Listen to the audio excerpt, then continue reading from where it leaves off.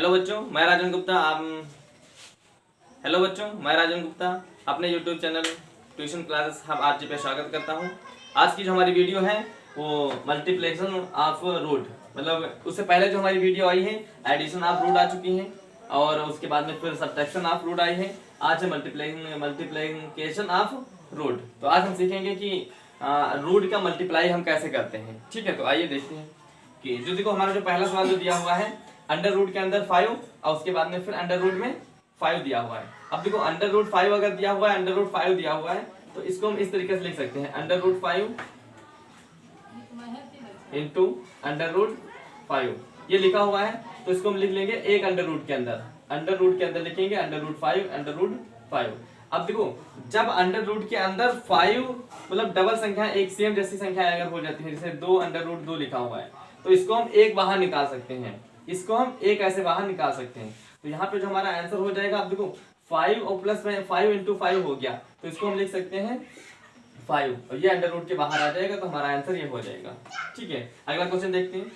Under root में 7 दिया हुआ है, फिर से अंडर रूट में 7 दिया हुआ है तो इसको हम लिख सकते हैं अंडर रूट में 7 और इंटू अंडर रूट 7 लिख सकते हैं। और जब हम अंडर रूट के अंदर संख्या सेम हो जाएंगी मतलब मल्टीप्लाई के साथ में एक जैसी हो जाएंगी तो इसको हम बाहर निकाल सकते हैं और बाहर हमारा आ जाएगा 7, तो ये हमारा आंसर हो जाएगा।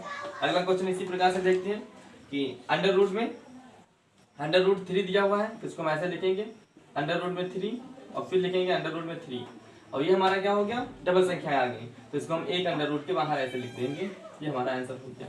ठीक है, तो ये पहला टाइप था। दूसरा टाइप देखते हैं कि अब देखो क्या है कि सामने यहाँ पे अंडर रूट दिया हुआ है। अब यहाँ पे जो अंडर रूट है तो अंडर रूट 4 दिया हुआ है, 4 अंडर रूट 3 दिया हुआ है इंटू 2 अंडर रूट 3 दिया हुआ है।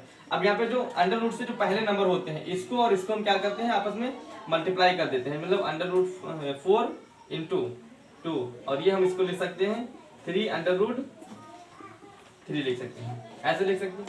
अब इन संख्याओं का क्या हो जाएगा, मल्टीप्लाई हो जाएगा। इसको हम लिख देंगे 4 4 8 हो जाएगा, 4 इंटू 8 हो जाएगा और इसको हम लिख देंगे 3 अंडर रूट 3।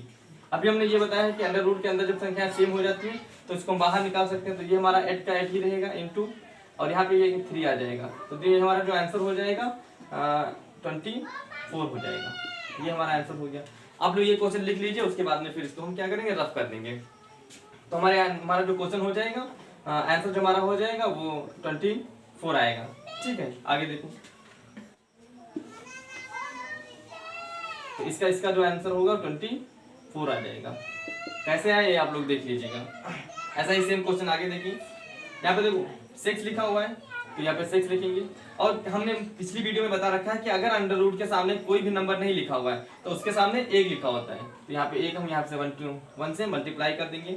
उसके बाद में फिर यहाँ पे अंडर रूट 2 दिया हुआ है इंटू अंडर रूट 2 है तो इसको हम ऐसे एक अंडर रूट के अंदर भी लिख सकते हैं, अंडर रूट 2 लिख सकते हैं। अब देखो 6 बन जा, 6 हो गया अंडर रूट। अब जब ये यहाँ पे 2 आ गया, 2 अंडर रूट के अंदर डबल संख्या है तो इसको हम बाहर निकालेंगे, 2 बाहर आ जाएगा और इसको हम कर देंगे 6 और 2 हो जाएगा 12 हो जाएगा। तो ये हमारा आंसर हो गया। लिख लीजिए, इसको फिर से हम रफ करें। ठीक है, तो इसका आंसर हमारा जो हो जाएगा वो 12 आ जाएगा। इसी प्रकार से दूसरा क्वेश्चन देखते हैं।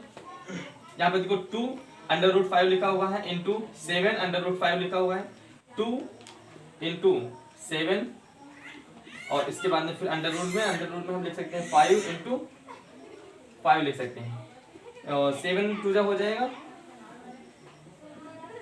14 और ये इंटू का निशान लगाएंगे, 5 एक बाहर निकल कर आएगा 5 हो जाएगा। अब 5 20 हो गया और 4 17 तो इसका हमारा आंसर आ गया 17 आ गया, 70 आ गया। रफ करते हैं।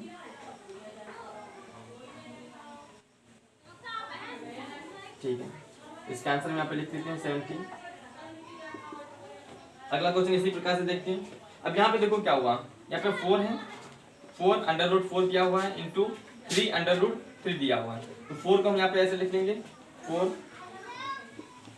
4 इंटू इस वाले 3 को यहाँ पे लिखेंगे 3 अंडर रूट के अंदर 4 लिखेंगे इंटू 3 लिखेंगे, 3 यहाँ पे हो जाएगा। अब देखो इसको हम लिख सकते हैं ऐसे 4 12 हो गया अंडर रूट के अंदर।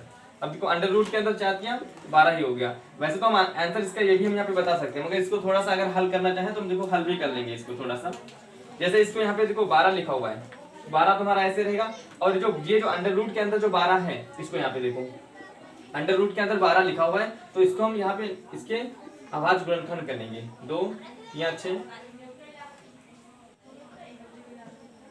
आएगा, 2 यहाँ आ जाएगा, 3 1 3 आ गया।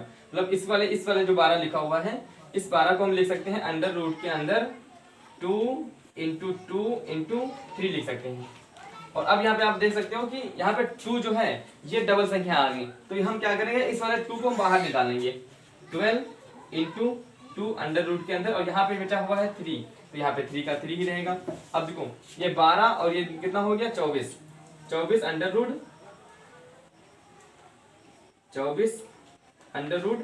3, तो ये हमारा आंसर, ये भी हम यहाँ पे ले सकते हैं। ठीक है, तो ये हमारे 2 आंसर यहाँ पे, मतलब एक हमारा ये आंसर इस तरीके से लिख सकते हो, और इसको और भी हल करो तो हमारा ये आंसर हो जाएगा। ठीक है, समझ में आ गया होंगे शायद आप लोगों को। अब करते हैं अगला सवाल, ऐसे ही देखते हैं। यहाँ पे लिखा हुआ है 5। अब देखो 5 यहाँ पे 3 कर लेते हैं, 16 है क्या, 5 और यहाँ पे होगा 5। देखो यहाँ पे 5 लिखा हुआ है। अब देखो इस अंडर रूट के सामने कुछ नहीं लिखा है, मतलब 1 लिखा होगा, तो यहाँ पे हम 1 लिखेंगे, यहाँ पे 1, और अंडर रूट के यहाँ पे लिख लेंगे 5 और ये 4, तो 5 इंटू यहाँ पे हो जाएगा 4 आ जाएगा, 5 बचा 5 ही रहेगा अंडर रूट के अंदर, 5 चुकू 20। देखो आंसर हमारा ये हो गया। अगर इसको हल करना चाहे तो हम और भी हल कर सकते हैं। जैसे यहाँ पे इस हम ये जो 20 लिखा हुआ है 20, अंडर रूट के अंदर 20 जो लिखा है, इसको हम क्या लिख सकते हैं, तो अंडर रूट में 20 जो लिखा हुआ है, इसके अभाज्य गुणनखंड करेंगे। 2 10 आ गया, फिर 2 से करेंगे 5 आ गया, फिर 5 करेंगे, ये आ गया, तो 2 दूना 4 और 4 पंचे कितना हो गया 20। इस वाले 20 को हम ऐसे भी लिख सकते हैं, यहाँ पे देखिए आगे अंडर रूट के अंदर जो 20 लिखा हुआ है, इसको हम लिख लेंगे 2 गुणे में 2 गुणे में 5 लिख लिए।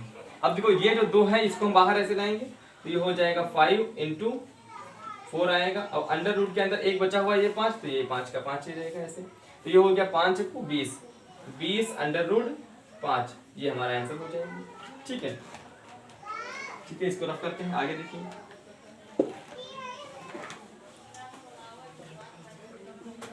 समझ में आ रहे होंगे हमारे क्वेश्चन ये सभी। अगला सवाल ऐसे देखिए, यहाँ पे लिखा हुआ है 4, तो इसको देखो 4 और प्लस में 7, 4 और 7 की मल्टीप्लाई पहले करेंगे, तो ये हो गया 4 इंटू 7, उसके बाद में फिर अंडर रूट के अंदर, अब अंडर रूट के अंदर 2 और 3, इसका साथ में करेंगे, 3 हो गया, ये हो जाएगा 28 अंडर रूट, और 3 दूना हो गया 6 हो गया। ठीक है, तो ये हमारा यही आंसर रहेगा इस क्वेश्चन का, ये आंसर हो गया। अगला क्वेश्चन देखते हैं। अगला क्वेश्चन दिया हुआ है, अब देखो यहाँ पे क्या है कि इस अंडर रूट के सामने कोई नंबर नहीं लिए हैं। अब अगर अंडर रूट के सामने अगर कोई नंबर नहीं दिए हैं, तो इसको हम ऐसे भी बता सकते हैं कि ये लिखा होगा, यहाँ पे देखिए अंडर रूट 6 अंडर रूट 3 दिया हुआ है, तो यहाँ पे कुछ नहीं लिखा है, इसका मतलब यहाँ पे 1 लिखा होगा और यहाँ पे 1 लिखा होगा, तो 1 1 का मल्टीप्लाई करेंगे 1 ही आएगा, उससे मतलब नहीं, तो इसको हम लिख सकते हैं अंडर रूट के अंदर, इसको हम लिख सकते हैं अंडर रूट के अंदर 6 इंटू 3, और ये हम लिख सकते हैं, इसको बाहर ऐसे लाएंगे तो ये हो जाएगा अंडर रूट के अंदर 18 हो जाएगा, 18 हो गया।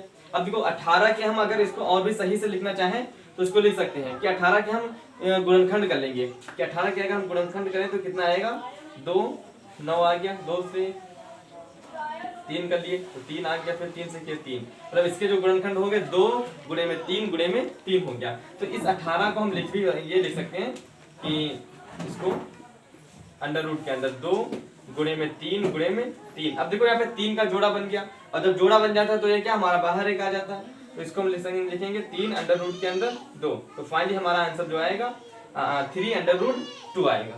तो इस हिसाब से हमारे जो क्वेश्चन हुए कंप्लीट हुए। अगर आप लोगों को ये क्वेश्चन अच्छे लग रहे हैं तो हमारे वीडियो को लाइक प्लस सब्सक्राइब और शेयर भी करते रहिए। और अगर किसी भी क्वेश्चन में अगर डाउट है तो आप लोग कमेंट में पूछ सकते हैं हमारे क्वेश्चंस। ठीक है, थैंक यू।